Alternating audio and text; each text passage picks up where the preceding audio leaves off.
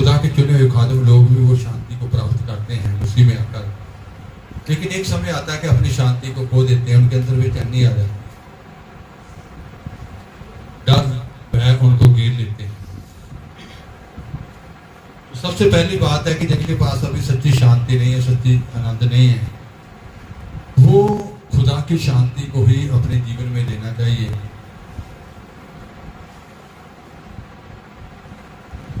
जो खो चुके हैं वो कैसे खो देते हैं। आज हम परमेश्वर के वचन से चंद बातों पर विचार करेंगे। यशायाह 48 बाब 18 वचन। यशायाह काश के तू 48 बाब उसका 18 वचन। काश के तू मेरे हुक्मां नूं मनदा तां तेरी शांति नदी वांगू तां तेरा धर्म समुंदर दियां लहरां वांगू हुंदा। भला होता कि तूने मेरी आज्ञाओं को ध्यान से सुना होता, तब तेरी शांति नदी के समान और तेरा धर्म समुद्र की लहरों के समान होता। तो यहां पर शांति की जो तुलना है नदी से की गई, लहरों से की गई।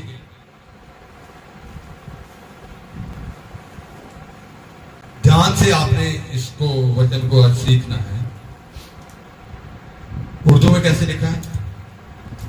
काश के तू मेरे अहकाम का शिनवा होता और तेरी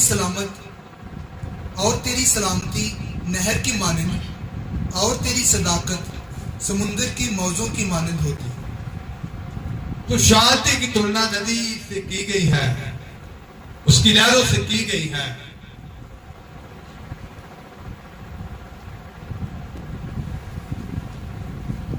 तो इसका मतलब है कि जो खुदा की ओर से शांति आती है, वो शांति की जो लहरें हैं, समुद्र की जो लहरें हैं, कोई भी ऐसी वस्तु उनको रोक नहीं सकते। खुदा की जो असल शांति है वो लहरों के समान आएगी। उसके आगे कोई भी वस्तु, कोई गम, कोई चिंता, कोई डिप्रेशन, कोई ऐसा दुख ठहर नहीं सकते। कुछ आगे ठहर, लहरों के सामने कुछ भी ठहरेगा नहीं। वो खुदा की जो शांति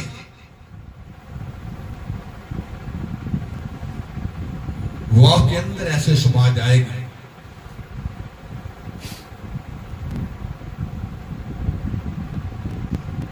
तो ये जो शांति है, जैसे फिलिप्पियों 4 बाब 6 और 7 आयत में लिखा है, पढ़ेंगे।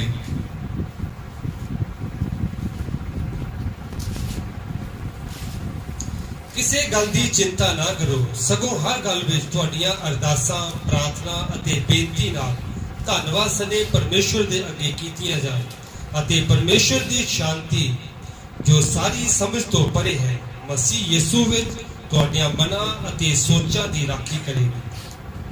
किसी भी बात की चिंता मत किसी करो। भी बात की चिंता मत करो। अपने सारे गम, फिक्र, चिंताएं, बोझ अपने खुदा के ऊपर डाल दो। और जब आपको विश्वास हो जाएगा, जब आपके अंदर वो ईमान आ जाएगा कि मेरे गम, फिक्र, चिंताएं, मेरे बच्चों की चिंताएं, उनके फ्यूचर की चिंताएं, मेरे घर की चिंताएं, मेरे बच्चों की अच्छी लाइफ की चिंताएं मेरे खुदा ने अपने ऊपर ले ली है, तब आपके आगे, आपके अंदर वो शांति आ जाएगी।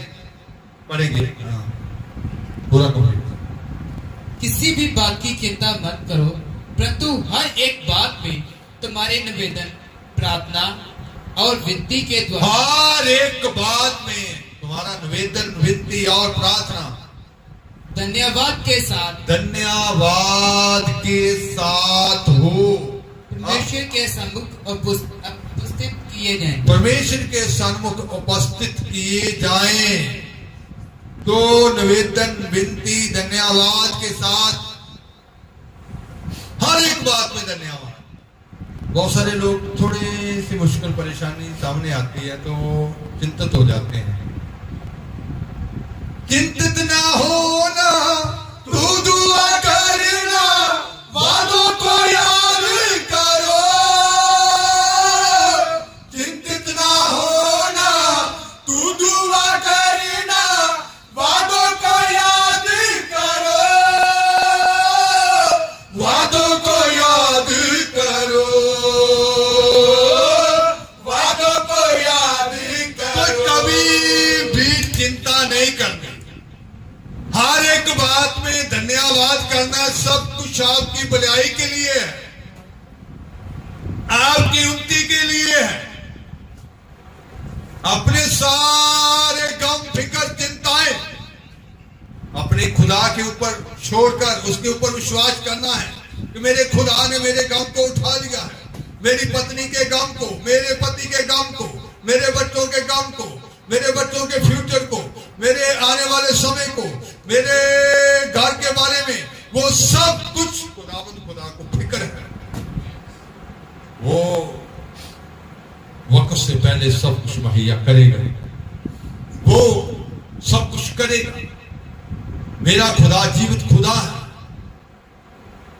उसका हाथ छोटा नहीं कि वो मुझे छुड़ाए, उसके कान बहरी नहीं है कि वो मेरी सुने। ये जब ईमान आ जाता है तो आगे बढ़े। तब परमेश्वर की शांति जो सारी समझ से परे है, तब परमेश्वर की शांति जिसकी तुलना लहरों से की गई, नदी से की गई, जो सारी समझ से परे है, तुम्हारे हृदय और तुम्हारे विचारों को मसीह यीशु में सुरक्षित करे। तुम्हारे हृदय और तुम्हारे विचारों को मसीह यीशु में क्या करेगी? सुरक्षित रखेगी। इसका मतलब है कि आपके विचार सुरक्षित रहेंगे। विचार सुरक्षित रहने का मतलब है कि वो डिप्रेशन में नहीं जाएंगे। आप ये नहीं सोची जाएंगे मेरे बच्चे का क्या होगा, शादी सिर के ऊपर है, कहां से इंतजाम होगा।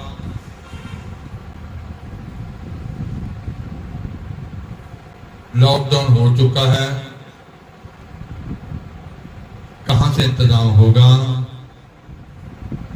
लॉकडाउन के समय में एक भाई मेरे ब्रदर एक इधर आए, उसकी मिसेज ने फोन किया इधर कि हमारे घर में वो राशन नहीं है, तो ये निक्सन उनके जब देने गए तो वो ब्रदर जी कहते मैं दीवार पे बैठा था, तो जब मैंने इनको देखा तो मैंने कहा कि ये राशन लेकर आ रहे। कहते मैंने अपने मिसेज से पूछा तो कहते कि मैंने फोन किया,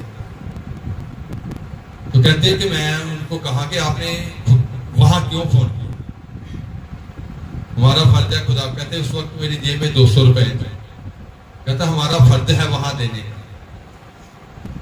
तो कहता कि मैंने उनको कहा, तो कहते कि फिर ये ब्रदर बोले कि चलो अब तो हम लेकर आ गए, अब ले लो। कहता कि 200 से ही इतना काम चला कि वो थोड़े दिनों में लॉकडाउन के समय में 1500 रुपए दसवंध लेकर आया। Hallelujah, hallelujah. तो इसका मतलब ईमान खुदा के ऊपर होना चाहिए, मेरा खुदा मुहैया करेगा। एक भाई कहता कि मेरे पास लॉकडाउन के समय में सिर्फ 300 रुपए था, तो एक बहन मेरे को ले गई कि लॉकडाउन हो गया, सब शॉप बंद हो जाएगी, इकट्ठा ही राशन कहते कि हमने अपनी घर फेंक लेना है।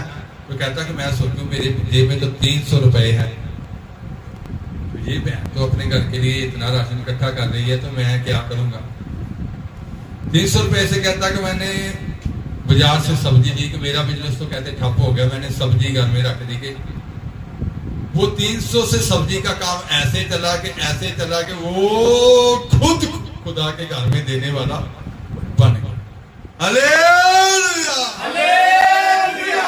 तो इसका मतलब है कि जब अपने सारे गम, चिंताएं, फिक्र अपने खुदा के ऊपर डालते हैं और विश्वास करते हैं कि उसने उठा लिया मेरी चिंता।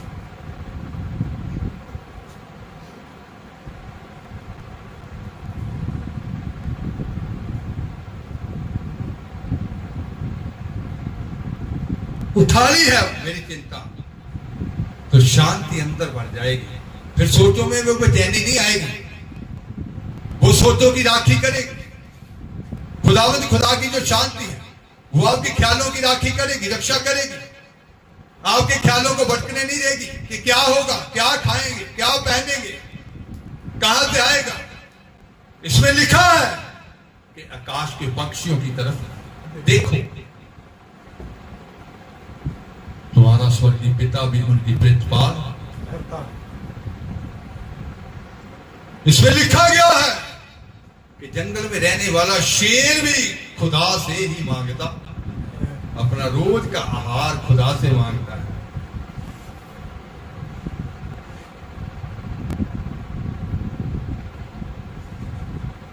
आप उस खुदा की संतान हैं, आप उस खुदा के पास आए हैं जो जंगल के शेर को भी मांस खिलाता है। वो जानता है कि इसको मांस चाहिए, उसको मांस ही मिलता है। सिर्फ आपने अपने ईमान को बढ़ाना है। उसकी शांति जो है वो लहरों की तरह है, जिसको कोई वस्त्र रोक नहीं सकती, आपकी चिंताएं रोक नहीं सकती।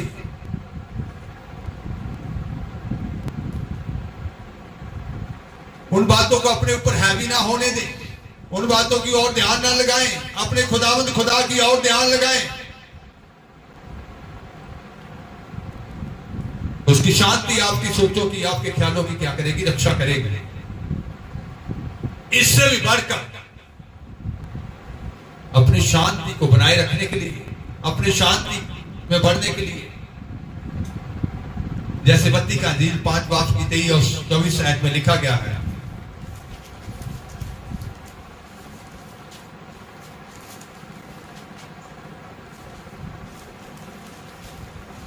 ਸੋ ਜੇ ਤੂੰ ਜਗਵੇਦੀ ਉੱਤੇ ਆਪਣੀ ਭੇਟ ਚੜਾਉਣ ਲੱਗੇ ਔਰ ਉੱਥੇ ਤੈਨੂੰ ਚੇਤੇ ਆਵੇ ਜੋ ਮੈਂ ਆਪਣੇ ਭਰਾ ਨਾਲ ਖੋਟ ਕਮਾਇਆ ਹੈ, ਤਾਂ ਉੱਥੇ ਆਪਣੀ ਭੇਟ ਜਗਵੇਦੀ ਦੇ ਸਾਹਮਣੇ ਛੱਡ ਕੇ ਚਲਿਆ ਜਾ ਅਤੇ ਪਹਿਲਾਂ ਆਪਣੇ ਭਰਾ ਨਾਲ ਮੇਲ ਕਰ, ਪਿੱਛੋਂ ਆਣ ਕੇ ਆਪਣੀ ਭੇਟ ਚੜਾ। तो मेल मिलाप हर एक से क्या करना है, मेल मिलाप रखना है। उससे भी क्या रहेगी, आपकी शांति बरकरार रहेगी। आपकी शांति जो है, क्योंकि वहां लिखा गया था, दिखाया जब हम 48 बाब उसके 18वें वचन को जब हमने पढ़ा था, काश के तू मेरे हुक्मों को मानता, काश के तू मेरे हुक्मों को मानता। भला होता कि तूने मेरी आज्ञाओं को ध्यान से सुना होता। भला होता कि तूने मेरी आज्ञाओं को ध्यान से सुना होता। इसका मतलब है कि हमने उसके वचन के ऊपर ध्यान लगाना है, उसमें बने रहना है, वचन में बने रहना है, उसकी आज्ञाओं में बने रहना है। तो तेरी शांति नदी के समान और समुंदर, तेरा धर्म समुंदर की लहरों के समान। इसका मतलब वचन में बने रहना है, उसमें बने रहना है।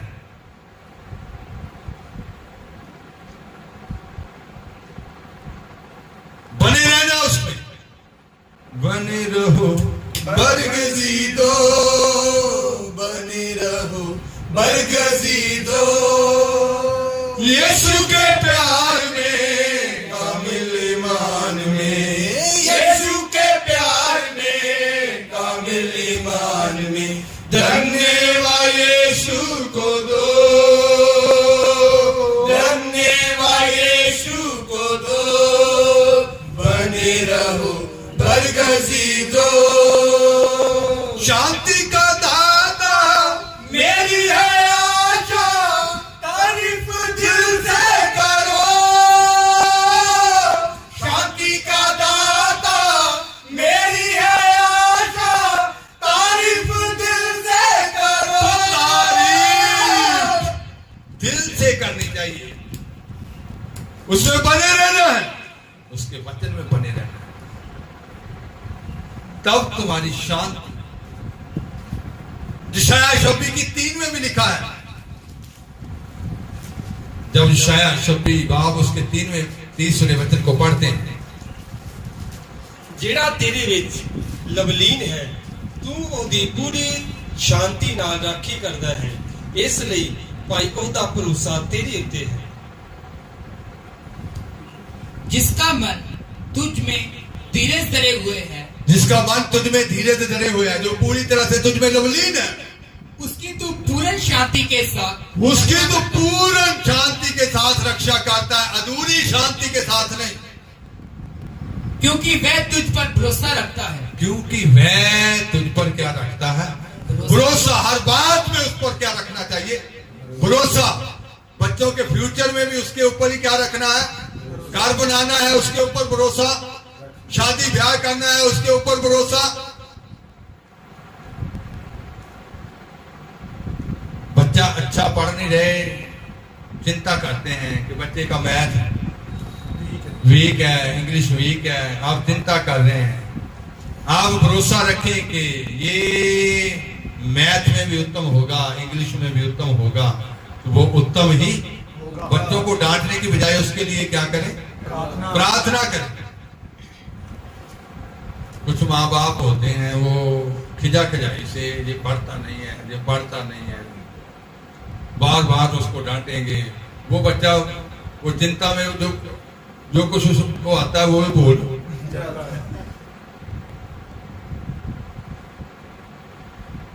आप 2 घंटे घुटन देखकर उसके लिए प्रार्थना करें, देखो उसका मैथ कैसे होता है, उसकी इंग्लिश कैसे होती है,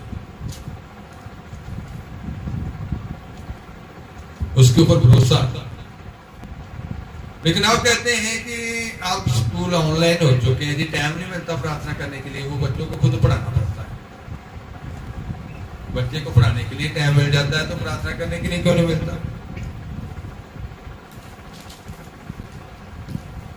ध्यान से सीखना है सारे आज वतन को कि क्यों शांति आपकी भंग होती है, क्यों आप बेचैनी में चले जाते हैं। खुदा तो पूर्ण शांति देते हैं। वहां क्या लिखा था उर्दू में, इसको बड़ी शबी का थी, जिसका दिल कायम है तू उसे सलामत रखेगा, क्योंकि उसका तवक्कुल तुझ पर है। हिंदी में, जिसका मन तुझ में धीरज धरे हुए है, उसकी तू पूर्ण शांति के साथ रक्षा करता है। पूर्ण शांति के साथ रक्षा करता है, क्योंकि उसका पूर्ण भरोसा किसके ऊपर है? तुझ पर। तुझ पर। उसका मतलब है कि आपने हर बात में भरोसा किसके ऊपर रखना है? खुदा की। मेरा खुदा सब कुछ करने के क्या है? सामर्थ। हालेलुया। वो मुझे इस मुश्किल से निकालेगा, वो मेरी इस चिंता से निकालेगा, वो सब कुछ मुहैया करेगा, वो मेरा हर इंतजाम करेगा। शेर का बच्चा भूखा रह सकता है, लिखा, लेकिन उसका तालिब कभी भी भूखा नहीं रहेगा। ईमान लाना है उसके ऊपर कि मैं खुदा का फर्जंद हूं। अगर वो राजा है, राजाओं का राजा है, आप शहजादे, लेकिन इसमें आपको राजे कहा गया, उसको राजाओं का राजा, राजाओं का राजा। इसमें आपको प्रभु कहा गया, उसको प्रभुओं का प्रभु। जिनके पास खुदा का कलाम आया, जिनके पास खुदा का ज्ञान आया, उनको प्रभु कहा गया और उसको प्रभुओं का प्रभु। तो आप राजाओं की संतान हैं, तो फिर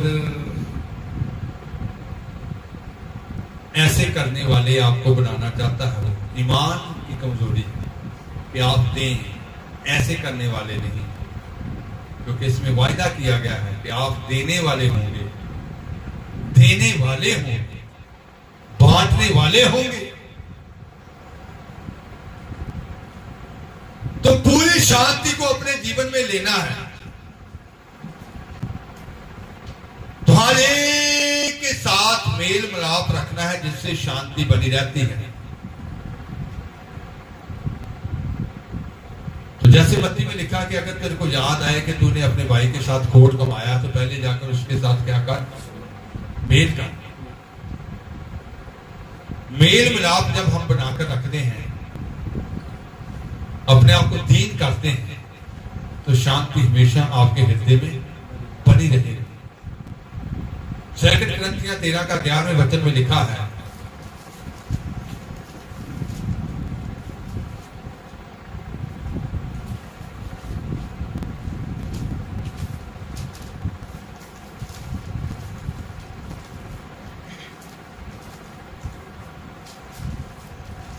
अतः हे भाइयों, आनंदित रहो, सिद्ध बनते जाओ, ढाढ़स रखो, एक ही मन रखो, मेल से रहो, और प्रेम और शांति का दाता परमेश्वर तुम्हारे साथ होगा।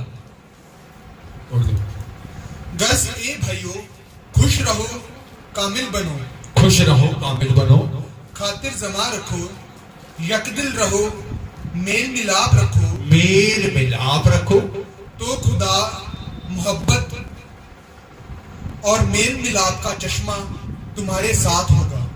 मोहब्बत और मेल मिलाप का चश्मा, शांति का चश्मा तुम्हारे साथ होगा।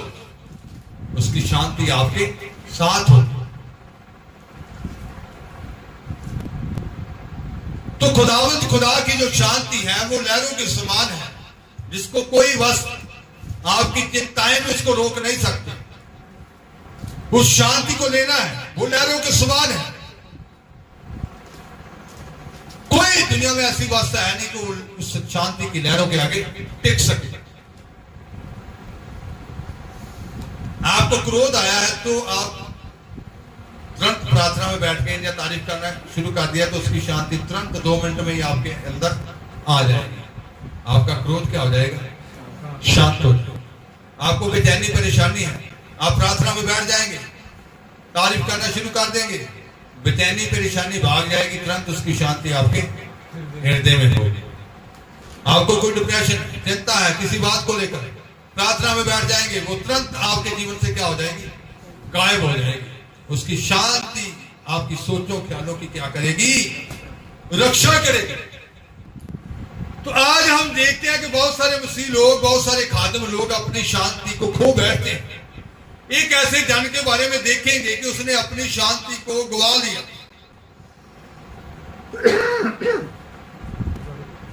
डर में चला गया। आपका जीवन वैसा नहीं होना चाहिए। उसने वो शांति, वो आनंद दौलत में ढूंढनी चाहिए। उसको खुदा ने बहुत सारी बरकत दी थी, बहुत सारी शांति दी थी, बहुत बड़ी ब्लेसिंग पाई हुई थी। संसारिक खुशियों में उसने आनंद शांति ढूंढना चाहा, विद्या में उसने शांति आनंद को ढूंढना चाहा, पर बाद में उसने कहा कि ये सब कुछ व्यर्थ है। सुलेमान दाऊद बादशाह की संतान, जो दाऊद के बाद उसकी राजगद्दी पे बैठा, जिसका नाम नथान नबी के द्वारा रखा गया। नथान नबी ने उसका नाम, खुदा की ओर से जो नाम आया था, जदीद जा, जिसका मतलब होता है खुदा का प्यार। जदीद जा, खुदा का प्यारा।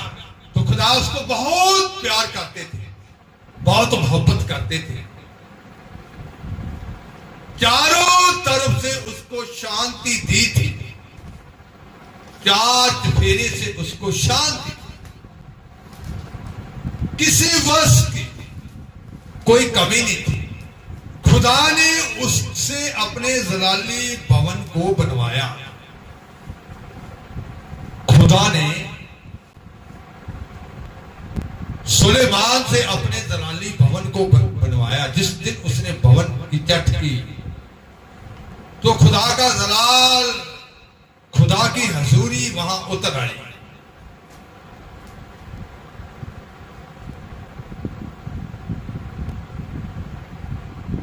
उसकी बुद्ध जो थी, उसका ज्ञान जो था, दुनिया के दूर दूर के लोग सुनने आते थे। शबा की रानी भी उसकी बुद्ध को देखने के लिए, सुनने के लिए आई। लेकिन जो खुदा ने उसको बुद्धि दी थी उसने अपने जीवन के लिए इस्तेमाल नहीं की। उसकी 700 रानियां थी और 300 रखेलियां थी। उसकी पत्नियों ने उसका मन जो था खुदा की ओर से क्या कर दिया, भटका दिया।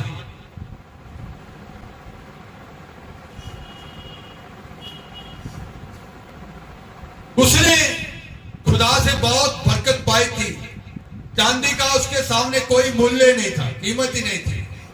इतनी धन संपत्ति थी, चारों ओर से उसके शांति थी,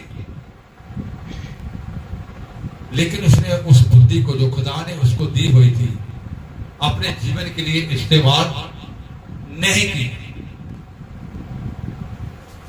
उसने फिर वो खुदा की सारी बरकत को अपने जीवन से गवा दिया, वो शांति को गवा दिया। आपका जीवन सुलेमान की तरह नहीं होना चाहिए। उसने अपने जीवन से वो सारी शांति गवा दी, सारी ब्लेसिंग गवा दी जितनी बरकत उसको खुदा ने दी हुई थी। ऐसे ही आज बहुत सारे चुने हुए लोग, बहुत सारे खादिम लोग, बहुत सारे मसीह लोग वो शांति को गवा देते हैं, उस ब्लेसिंग को गवा देते हैं जैसे सुलेमान ने गवा दी। सुलेमान के बारे में ये लिखा गया, दूसरों को डिस्टर्ब मत करें। सुलेमान के बारे में ये लिखा गया कि उसने और उस बुद्धि को जो खुदा ने उसको दी थी अपने लिए, अपने जीवन के बारे में इस्तेमाल नहीं किया। उसकी बीवियों ने, उसकी पत्नियों ने उसका मन जो था खुदा की ओर से क्या कर दिया, भटका दिया। तो उसने फिर आनंद जो था विद्या में ढूंढना चाहा, संसारिक खुशियों में ढूंढना चाहा, पैसे में ढूंढना चाहा, जैसे उपदेशकों में लिखा है। उपदेशक 1 बाब उसकी 16, 17, 18 आयत में लिखा है। उपदेशक मैं अपने मन नाल हिंदी में 1 की 16, 17।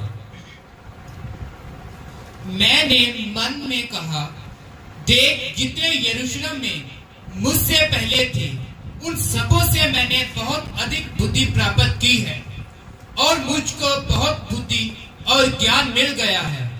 मैंने अपना मन लगाया कि बुद्धि का भेद लूं और बावलेपन और मूर्खता को भी जान लूं। मुझे जान पड़ा कि ये सब भी बाजू को पकड़ना है, क्योंकि बहुत बुद्धि के साथ बहुत खेद भी होता है, और जो अपना ज्ञान बढ़ाता है वह अपना दुख भी बढ़ाता है। उसने विद्या, पंजाबी में लिखा विद्या, और उर्दू में क्या लफ्ज़ लिखा है इसमें?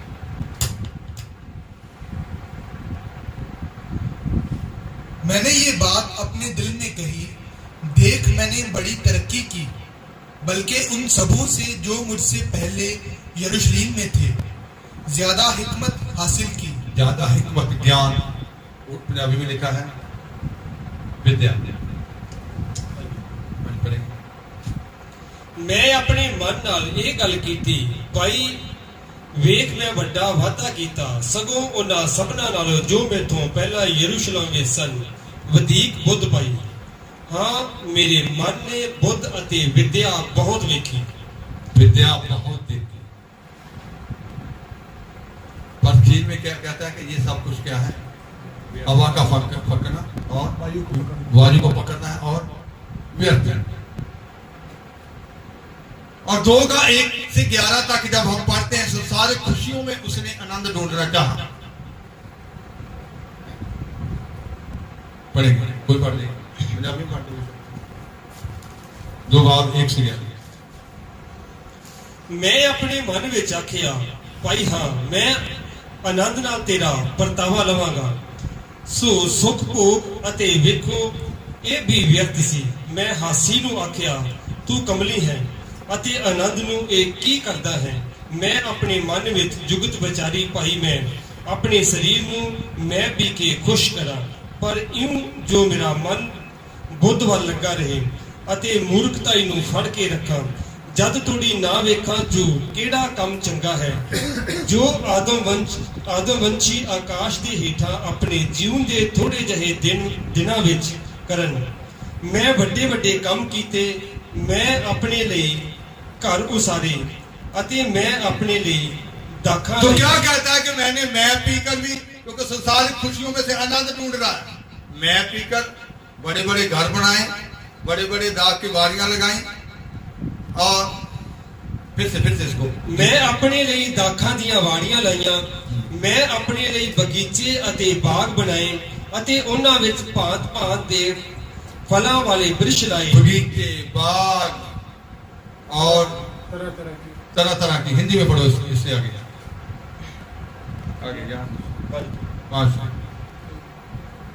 मैंने अपने लिए बारियां और बाग लगवा लिए और उनमें बाती बाती के फलदायी वृक्ष लगाए। मैंने अपने लिए कुंड खुदवा लिए कि उनसे वह वन सींचा जाए जिसमें पौधे लगाए जाते थे। मैंने दास और दासियां मोल ली, दास और दासियां बोल ली, और मेरे घर में दास भी उत्पन्न हुए, और जितने मुझसे पहले यरूशलेम में थे उनसे कहीं अधिक गायें, बैल और भेड़ बकरियों का मैं स्वामी था। मैंने चांदी और सोना और राजाओं और प्रांतों के बहुमूल्य पदार्थों का भी संग्रह किया।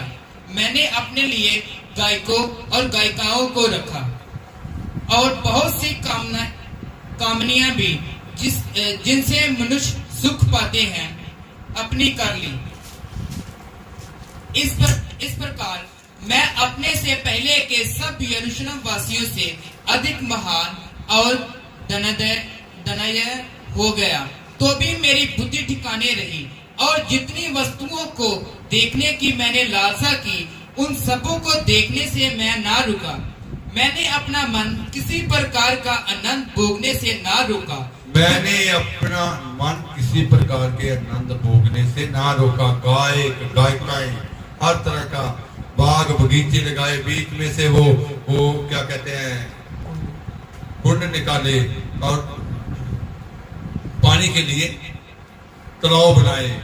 तो हर एक बात, सोना चांदी सब कुछ इकट्ठा किया। मैं पीकर भी अपने जी को आनंद करना कहा। लेकिन 11वें वचन में क्या कहता है?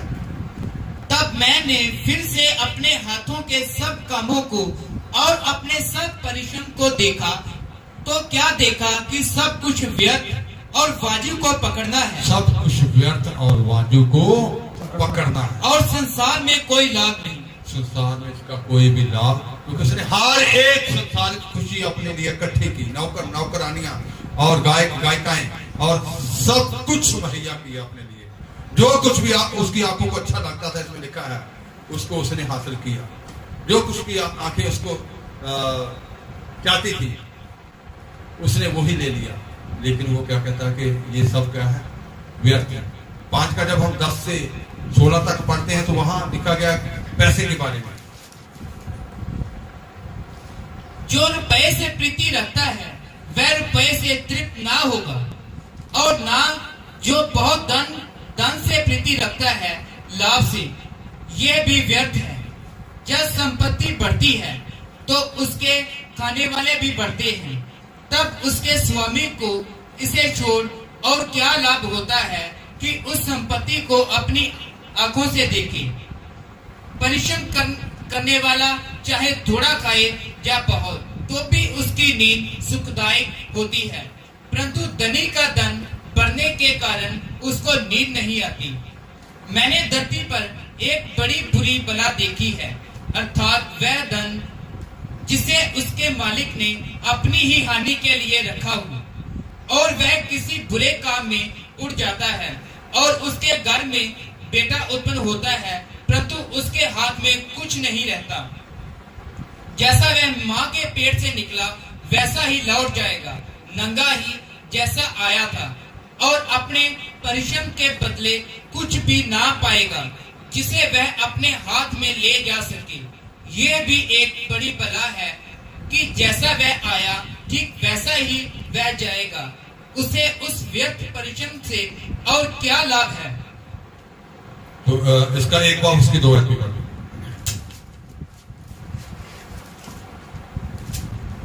उपदेशक का ये वचन है, व्यर्थ ही व्यर्थ, व्यर्थ ही व्यर्थ, व्यर्थ ही व्यर्थ सब कुछ क्या है, व्यर्थ। व्यर्थ।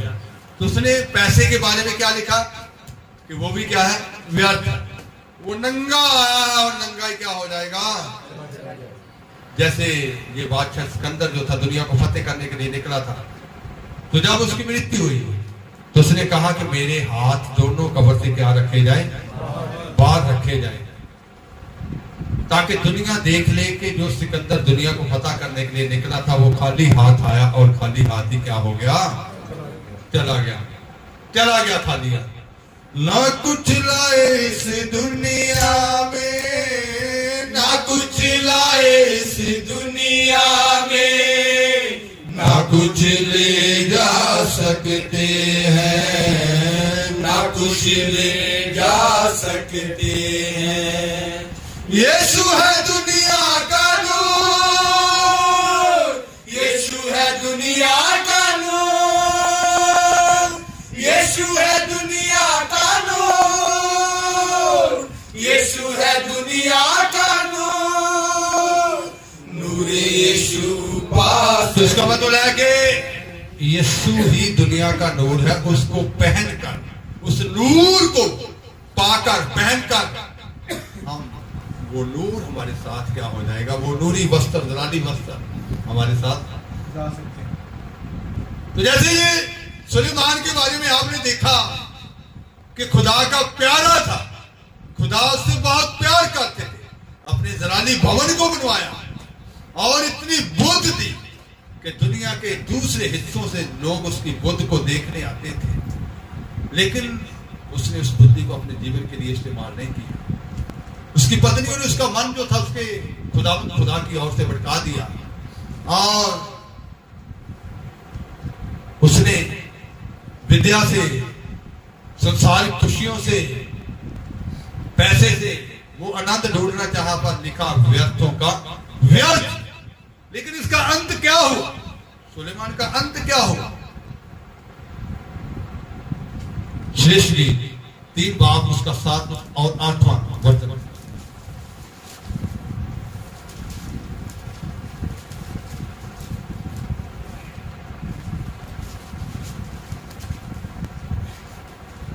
देखो ये सुलेमान की पालकी है, उसके चारों ओर इस्राएल के शूरवीरों में के 60 वीर चल रहे हैं। उस सुलेमान का सोने का बेडरूम, सोने के लिए जो उसका बेडरूम था, जो बेड था, पालकी थी, इतना डिप्रेशन में, इतना डर में चला गया कि 60 सूर में 60 सिपाही जो थे उसके बेड के 4 चफेरे चल रहे। हर समय उसको नींद नहीं आती थी, इतना डर कि उसके अंदर से वो शांति जो खुदा ने दी हुई थी क्या हो गई, चली गई। 60 आदमियों का जिक्र आया है। हाँ जी पढ़ेंगे। वह सबके सब तलवार बांधने वाले, सबके सब तलवार बांधने वाले और युद्ध विद्या में निपुण है। वो सारे युद्ध विद्या में निपुण है। प्रत्येक पुरुष रात के डर से जाग पर तलवार लटकाए रहते। रात के डर से, रात को इतना उसको डर आता था कि वो अपनी तलवार को क्या करते थे, अपनी जान पर लटकाए रखता था। कि एक बेड के चफेरे कितने आदमी, 60। इसका मतलब उसने अपनी शांति जो खुदा ने उसको दी थी उसको क्या कर दिया, गवा दिया।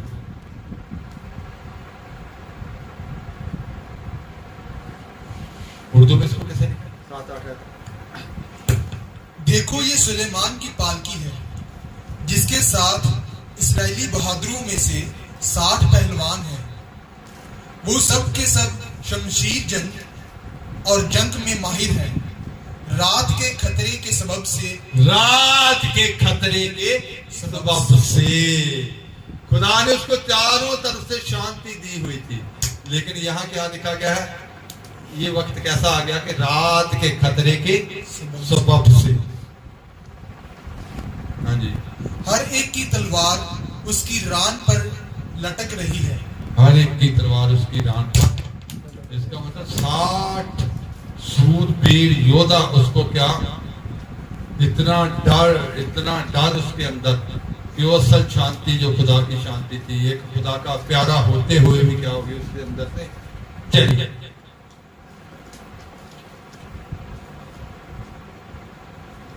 उसका राज उससे क्या कर दिया गया, छीन लिया।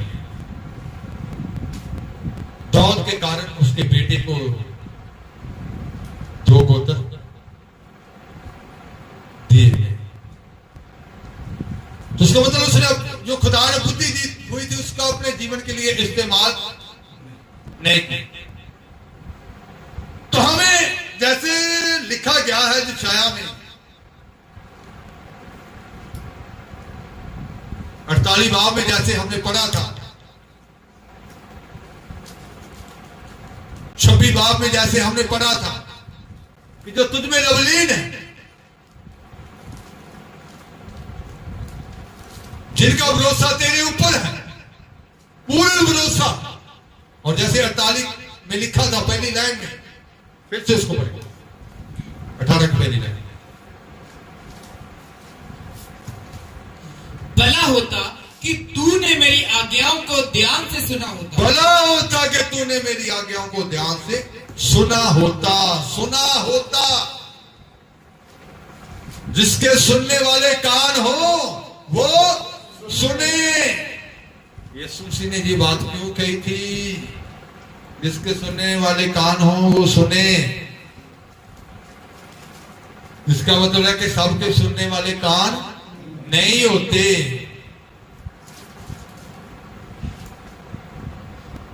वो अलग से कान लगे होते हैं, आत्मिक कान उसको कहा जाता है। वो खुदा की बात ही सुनते हैं, इधर उधर की बातें नहीं सुनते। इसलिए उनको कहा गया था जिसके सुनने वाले कान हो। उसका मतलब था कि जिसके पास वो खुदा के दिए हुए अलग से कान हो, आत्मिक कान, वो सुने। तूने मेरी विधियों को, तूने मेरी बातों को ध्यान से सुना होता तो तेरी शांति नदी के समान, सुंदर की लहरों के समान, जिसको कोई भी रोक। आज क्यों मुझसे लोग बेचैनी में चले जाते हैं, कहते हैं कि हम चर्च में जाते हैं, खुदा के घर में जाते हैं, हम वचन पढ़ते हैं, हम प्रार्थना करते हैं, डिप्रेशन में है, चिंता में है। क्यों ऐसी बातें? क्या खुदा ने जो आपको समझ दी है उसको अपने लिए इस्तेमाल कर रहे हैं?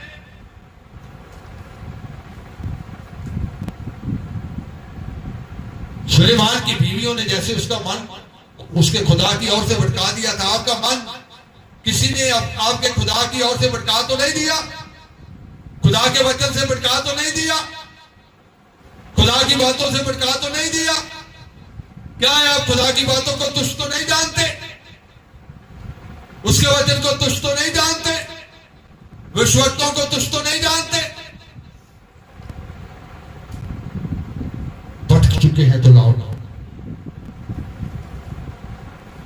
उसे पूरी तरह से विलीन हो जाओ। वो पूरी शांति से आपकी रक्षा करेगा, आपकी सोचों ख्यालों की भी पूरी शांति से रक्षा करेगा। इधर कभी भी गम की सोच नहीं आएगी, चिंता की सोच नहीं आएगी, बच्चों की सोच नहीं आएगी, खाने की सोच नहीं आएगी, पहनने की सोच नहीं आएगी।